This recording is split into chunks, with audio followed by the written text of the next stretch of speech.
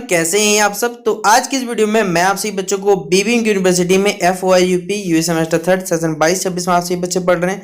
ये हमारा हिस्ट्री का देखिए लेक्चर नंबर 3 है, जहां पर जो भी आपके इंपॉर्टेंट क्वेश्चन बचे कुछ हैं वो सारे यहाँ पर मैं कवर करने की कोशिश कर रहा हूँ। तो आप सभी बच्चे इस वीडियो को लास्ट देखिएगा, बाकी आप सभी बच्चे अपने सिलेबस से तैयारी जरूर करिएगा, ठीक है। तो चलिए मिलते हैं, चलिए वीडियो को शुरू करते हैं। वीडियो पसंद आए तो वीडियो को लाइक और शेयर कर दीजिएगा, चैनल पर न्यू आए तो चैनल सब्सक्राइब कर लीजिएगा, साथ में बेल आइकन पे क्लिक कर लीजिएगा ताकि इसी प्रकार पल पल की हर वीडियो का नोटिफिकेशन आपको मिलता रहे।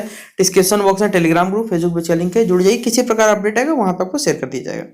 देखिए पहला पॉइंट यहाँ वाला जो सवाल आपसे पूछा जा सकता है कि पुनः जागरण से आप क्या समझते हैं, इसके क्या अर्थ होते हैं, ये आपको बताना है।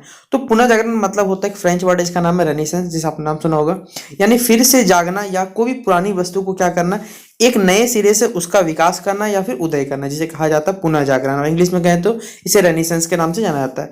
पर इतिहास में पुनः जागरण से उस बौद्धिक चेतनाओं का हमें बोध होता है जिसके अनुसार यूरोप में लोगों ने क्या अपने जो स्वर्णिम अतीत को उसे पुनर्जीवित करने का यहाँ पर चेष्टा किया, और उसी के फलस्वरूप क्या हुआ, 14वीं से लेकर 16वीं शताब्दी के बीच में सांस्कृतिक यहाँ पर प्रगति हुई। कुछ लोग इस युग को कला और साहित्य के पुनर्जागरण का काल कहते हैं, पर इस युग में परिवर्तनों को देखकर यह स्पष्ट होता है कि इस युग में कला और साहित्य का ही पुनर्द्वार नहीं हुआ, बल्कि लोगों ने मध्यकालीन संकीर्णता त्याग कर नई खोजें, नवीनतम विचार एवं सामाजिक, सांस्कृतिक तथा बौद्धिक उन्नति से अपने को सभी प्रकार से सुदृढ़ किया।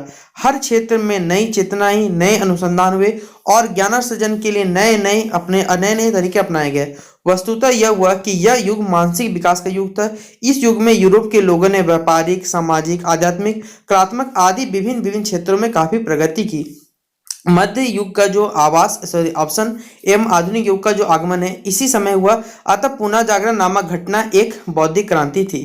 अब पुनः जागरण ने यूरोप में क्या किया, जिसे रेनेसेंस का नाम जाना जाता है। रेनेसेंस का अर्थ है पुनर्जन्म। यहाँ यह प्रश्न उठता है कि पुनर्जन्म किसका हुआ, क्या ये मेरी हुई या किसी चीज की पुनर्जीवित कारण इस युग का नाम यहाँ पर पुनर्जन्म का नाम रखा गया, या मानवीय चेतनाओं का कुछ अंश जो सो गया था उसे यहाँ पर जगा दिया गया। वस्तुतः बात कुछ इसी तरह की है। रोमन साम्राज्य के पतन के बाद यूरोप में सदियों तक अंधकार का कह सकते हैं युग चलता रहा। मध्य युग में यहाँ पर बौद्धिक अवनति चरम सीमा पर पहुंच गई थी। इस युग में चर्च थी, बेसिकली चर्च की प्रधानता थी, तथा सभी सामाजिक व्यवसाय में धर्मों के द्वारा नियंत्रण एवं जो निर्देशित रहती थी। लोग अंधविश्वास और कह सकते हैं भाग्यवादी हो चुके थे।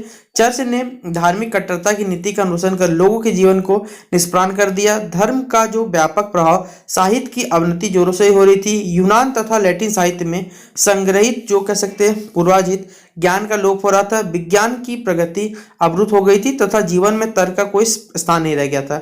उन्हीं चीजों को मान्यता दी जाती थी जो ईसाई धर्म की व्याख्या के साथ साथ ठीक उतरती थी, बाकी जैसे कोई महत्व नहीं दिया था। जैसे साहित्य, कला, वाणिज्य, व्यापार सभी पर चर्च का कठोर नियंत्रण था। पर पुनः जागरण के फलस्वरूप क्या हुआ, लोगों को जो संचरित शक्ति कई धाराओं में वेग से फूट पड़ी और जनसाधारण के दृष्टिकोण में आमूल यहाँ पर परिवर्तन है। इसके फलस्वरूप क्या होता है, यूरोप की जनता ने संकुचित, अज्ञानी और अत्याचारी चर्च के निरंकुश शासन से विद्रोह कर स्वयं को मुक्त कर लिया और स्वतंत्र चिंतन को प्रोत्साहित किया। प्रत्येक क्षेत्र में सर्वथा नहीं नवीन दृष्टिकोण आया, आदर्श आशा का यहाँ पर सूत्रपात हुआ। साहित्य, कला, दर्शन, विज्ञान, सामाजिक, राजनीति, वाणिज्य, व्यापार सभी से धर्म चर्चों का प्रभाव समाप्त हो गया था। इस दृष्टि से पुनः जागरण का ईसाई धर्म चर्च के विरुद्ध एक नई क्रांति का यहाँ इसे युग माना जाता है। यही बात देखिए यहाँ पर बताया हुआ है। अगला पॉइंट है यहाँ पर बताया हुआ आपसे बच्चों के लिए कि विभिन्न विद्वानों ने पुनः जागरण का अर्थ अपने अपने मतानुसार लगाया। पंडित जवाहरलाल नेहरू के शब्दों पुनः जागरण वस्तुतः विद्या का पुनर्जन्म था, जिसमें कला, विज्ञान, साहित्य और यूरोपीय भाषा का विकास हुआ। स्पेन के अनुसार ये पुनः जागरण जो शब्द है मध्य युग में अंत और आधुनिक युग में कह सकते हैं यहाँ पर प्रारंभ के जो समस्त बौद्धिक परिवर्तन के लिए समुच्चय बोधक है। प्रसिद्ध जो इतिहासकार है डेविस का मत इनका है कि मध्य युग में धर्म के ठेकेदारों ने मानव बुद्धि को गुलाम बना रखा था। मानव बुद्धि को इस बंधन से मुक्ति यहाँ पर ही पुनः जागरण है। और यहाँ पर जॉन डिक्रोवेटर के अनुसार कहा गया कि पुनः जागरण एक अंश में संकुचित, अज्ञानपूर्ण एवं अत्याचारी गिरजाघरों के निरंकुश के विरुद्ध एक विरोध है। इस तरह पुनः जागरण जो है उस बौद्धिक आंदोलन का नाम है जिसमें रोम और यूनान की प्राचीन संस्कृति और सभ्यता का जो पुनरुद्धार किया गया और एक नई चेतना को यहाँ पर जन्म दिया गया। फिर अगला हमारे पास पुनः जागरण के क्या कारण थे, यानी कॉज ऑफ रेनेसेंस, क्या कारण हुआ था पुनः जागरण का, ये आपको बताना है। तो कुछ यहाँ पर पॉइंट वाइज आपको पॉइंट बताए गए। पहला देखिए यहाँ पर व्यापार का विकास, यानी पुनः जागरण का सबसे बड़ा जो कारण है वो व्यापार का विकास था। भौगोलिक खोजों के कारण नए नए देशों का पता चला। यूरोप के निवासी को पता लगा कि उनके साथ उनका जो व्यापारिक संबंध है वो स्थापित हुआ और इसके साथ ही व्यापार का विकास हुआ। व्यापार के विकास ने समाज से एक शक्तिशाली तथा साधन जो संपन्न व्यापारी वर्ग था उनको उदय हुआ। इस वर्ग के सदस्य जो थे वो सामंत प्रथा और चर्च दोनों के कट्टर विरोधी थे और आलोचक थे। व्यापारी वर्ग जो था वो सूद पर रुपये लेता तथा जो टैक्स एक्स्ट्रा वसूलता था। सूद की जो प्रथा थी यहाँ पर चर्च के सिद्धांतों पर प्रतिकूल थी, अतः व्यापारी लोग का चर्च के साथ संघर्ष होना अनिवार्य था। व्यापारी लोग के साथ चर्च की कटु आलोचना करते थे। वे प्राचीन मान्यताओं को मानने के लिए कहते तैयार नहीं थे। वे हर चीज को अच्छाई बुराई के विषय में वाद विवाद करने लगे। इस तरह कह सकते हैं विश्वास की जो जगह वो तर्क ने ले ली थी।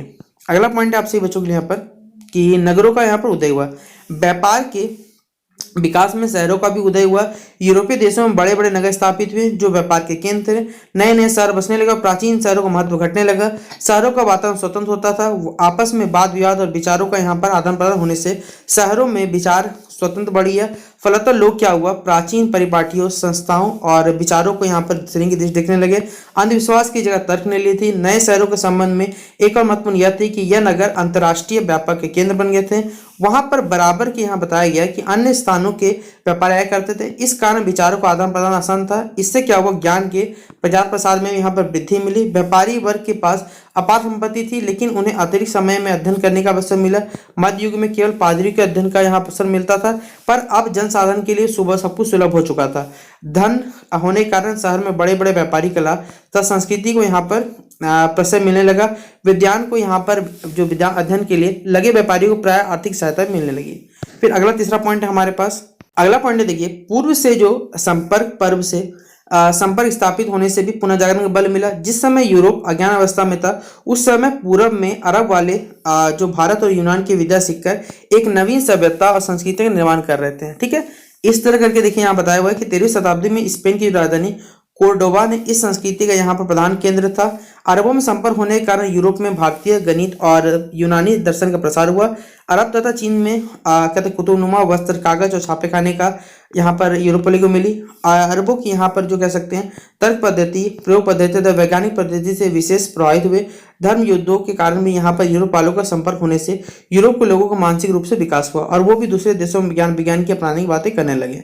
फिर अगला है यहाँ पर कुस्तुतुनिया का पतन। ठीक है, 1453 ईस्वी में विजेंटाइन साम्राज्य की राजधानी कुस्तुतुनिया पर क्या हुआ, उस्मानी तुर्कों का यहाँ पर तुर्कों का अधिकार हो गया। ठीक है, फलतः क्या हुआ, रोमन साम्राज्य का सूर्य जो सदा के लिए अस्त हो गया। इससे पुनर्जागरण को अधिक बल मिला। जब तक पूर्वी जो रोमन साम्राज्य कायम था तब तक कुस्तुतुनिया यानी यूनानी जो था ज्ञान विज्ञान दर्शन कला तथा कारीगरी बहुत ही बड़ा था, महत्वपूर्ण केंद्र था। बर्बर तुर्की आक्रमण के कारण क्या इसकी कोई उपयोगिता नहीं रही। इस प्रकार देखिए यहाँ से पॉइंट बताया हुआ है, आप इसे यहाँ तक लिख लीजिएगा।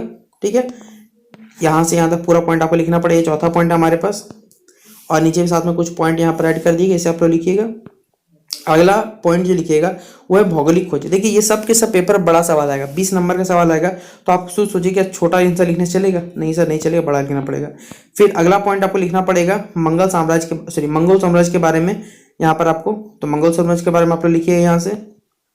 अगला यहाँ पर कागज और छापे खाने के आविष्कार के बारे में पूछा जाएगा, तो ये भी आपको लिखना पड़ेगा। इसका देखिए नीचे पूरा पॉइंट कंप्लीटेड है।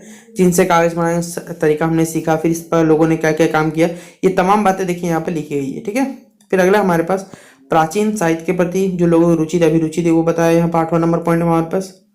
आप वीडियो को पॉज करके लिख लीजिएगा। ठीक है, और यरूशलेम की मुक्ति का प्रयास यानी कि धर्म युद्ध के नाम से कहा गया है, वो भी इस पॉइंट को लिखिएगा आप लोग यहाँ से। फिर अगला पॉइंट यहाँ से यहाँ तक आपको लिखना है, वहाँ की ईसाई के बारे में बताया गया।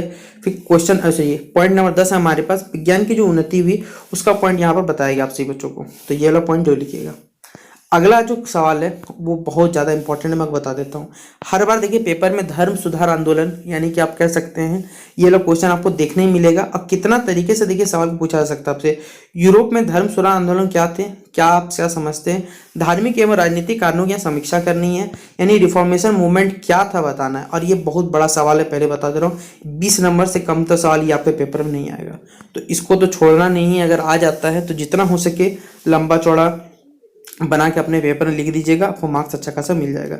इसका पहला आंसर यहाँ से पॉइंट के यहाँ मिल गया आपको। अगला देखिए यहाँ पर है वार्नर तथा मार्टिन के जो कथन है वो बताया गया है। धर्म सुधार आंदोलन के देखिए जो उद्देश्य है यहाँ पर 5 उद्देश्य पहले लिखे गए हैं। ठीक है, इसके बाद देखिएगा तो इसके क्या कारण थे, तो पहला कारण था यहाँ पर बताया गया बौद्धिक कारण, ठीक है, बौद्धिक कारण का जो पॉइंट है यहाँ पर पूरा लिखा हुआ कंप्लीट, आप इसे नोट डाउन कर लीजिएगा। अगला फीचर का जो कथन है वो यहाँ जोड़ा गया है। अगला है फिर हमारे पास धार्मिक कारण कि क्या क्या धार्मिक कारण थे, पोप की जो सांस्कृतिक एवं विलास प्रियता थी वो बताया हुआ यहाँ पर। फिर क्वेश्चन नंबर पॉइंट नंबर 2 बताया गया यहाँ पर पादरियों की जो अनेकता पोप की भांति क्या थी, पादरी भी विलासितपूर्ण जीवन व्यतीत करते थे। फिर अगला पॉइंट हमारे पास धर्म अधिकारियों द्वारा अपने कर्तव्य को उपेक्षा करना, यहाँ पर थर्ड पॉइंट में। फिर ये पॉइंट भी लिख लीजिएगा वीडियो को पॉज करके। फिर धर्म अधिकारी की नियुक्ति योग्यता के आधार पर नहीं होती थी। फिर राजनीतिक कारण क्या थे यहाँ पर बताया हुआ है। फिर आपको आर्थिक कारण भी लिखना रहेगा तो आप लिख सकते हैं, ठीक है। देखिए इस प्रकार लिखना है आपको। ये हो गया चर्च के न्यायालय के बारे में बताया गया है।